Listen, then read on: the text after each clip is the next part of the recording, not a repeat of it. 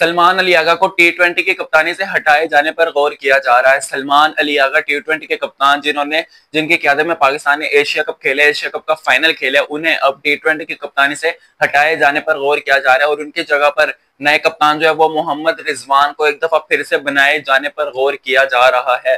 मोहम्मद रिजवान यानी कि दोबारा से टी20 टीम में आ रहे हैं। मोहम्मद रिजवान जो है वो दोबारा से टी20 के कप्तान बन रहे हैं। याद रखें, मोहम्मद रिजवान जो है वो ओडीआई के कप्तान तो हैं और अब शायद मोहम्मद रिजवान जो है वो टी20 के भी कप्तान बन। जरा ये बता रहे हैं कि मोहसिन नकवी ने मोहम्मद रिजवान के साथ बातचीत की है और मोहम्मद रिजवान से कप्तानी के बारे में भी बात की है। मोहम्मद रिजवान ने कहा कि कप्तानी जो है वो मैं 3 शर्तों पर रखूंगा। मोहम्मद रिजवान ने कहा कि कप्तानी जो है वो मैं 3 शर्तों पर लूंगा। पहली शर्त क्या है कि ये जो मॉडर्न डे क्रिकेट खेल रहे हैं ना लड़के, मुझे ये वाले लड़के नहीं चाहिए। जो लड़के मॉडर्न डे क्रिकेट खेल रहे हैं मुझे ये लड़के नहीं चाहिए, जो आते हैं 2 छक्के मारते और आउट हो जाते हैं, मुझे ये लड़के बिल्कुल भी नहीं चाहिए। मोहम्मद रिजवान ने ये कहा है नकवी साहब से कि मुझे ये लड़के नहीं चाहिए और टीम जो है वो मैं खुद सिलेक्ट करूंगा।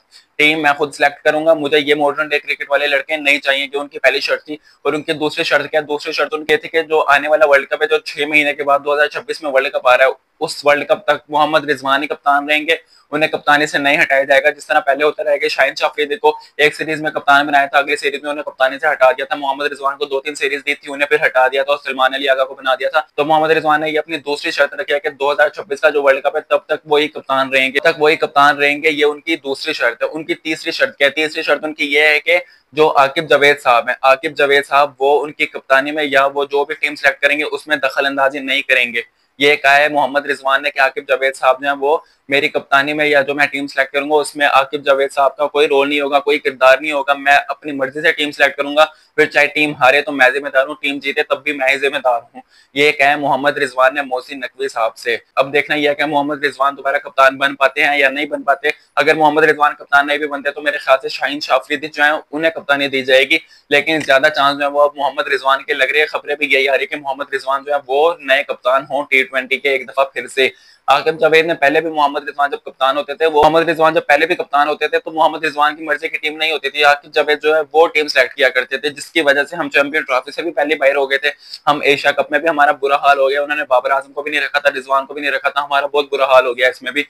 तो चैंपियन ट्रॉफी में हमें एक ओपनर की जरूरत थी, आकिब जावेद साहब ने ओपनर नहीं रखा था, बाबर आजम से ओपन करवा दी थी, तो बहुत से मसले हुए थे। जब आकिब जावेद जो है वो दरमियान में आते तो बहुत से मसले हो जाते हैं। तो मोहम्मद रिजवान ने पहले कह दिया कि आकिब जावेद का कोई किरदार नहीं होगा, जो कुछ होगा उसका जिम्मेदार मैं खुद हूंगा। ये कहा है मोहम्मद रिजवान ने। अब देखना है कि मोहम्मद रिजवान जो दोबारा कप्तान बन पाते हैं या नहीं।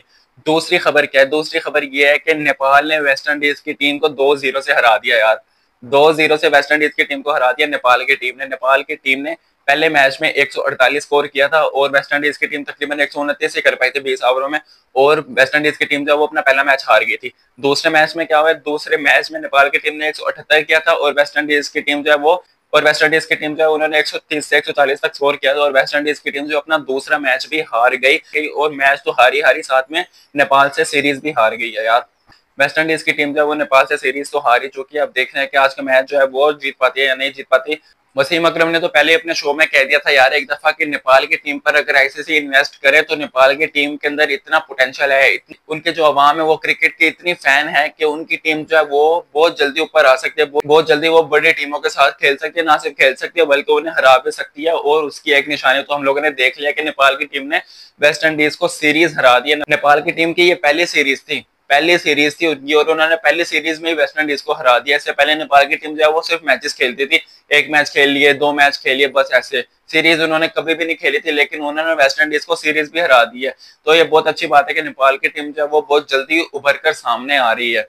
अब मैं आपको बताता हूँ हमारी जो तीसरी खबर है। तीसरी खबर क्या है? वसीम अकरम ने यह कहा है कि जब मैं कमेंट्री कर रहा था एशिया कप में, मेरे साथ रवि शास्त्री बैठे हुए थे। रवि शास्त्री मुझसे बार बार कह रहे थे कि मैंने पहली दफा देखा है कि कोई बैट्समैन जो है वो बुमराह को इतनी आसानी से खेल रहा है, बुमराह को इतनी आसानी से छक्के मार रहा है, चौके मार रहा है, मैंने पहली दफा देखे। उन्होंने कहा कि उनका ये कहना था कि साहबजादा फरहान ने जिस तरह जसप्रीत बुमराह को छक्के मारे हैं, उन्हें चौके मारे हैं, साहबजादा फरहान जो है पाकिस्तान का मुस्तकबिल बन सकता है और मुस्तकबिल में पाकिस्तान का नाम रोशन कर सकता है।